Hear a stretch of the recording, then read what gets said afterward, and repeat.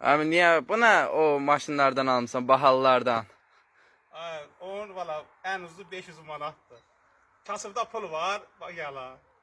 Kasımın balası belə arabada gəzir ha. Bak. Düzəlmişəm, almaturdan təkəri, kanisiri yarmışam. Sən 5 manat pul tutub, su arkalı zaten 5 manat pul tutub. İdeal vəziyyətdə. Texnologiya. Buna bak. Əsas Ne ben xoşbəxtdir.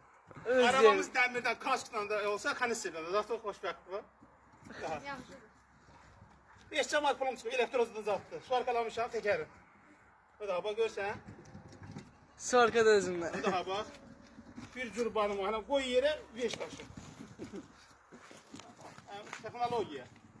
Birazdan da öz taksivatlıq edəcək. Kasımın balası belə arabada gəlsin.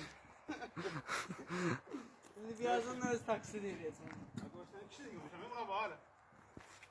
Bir de binesine gibi.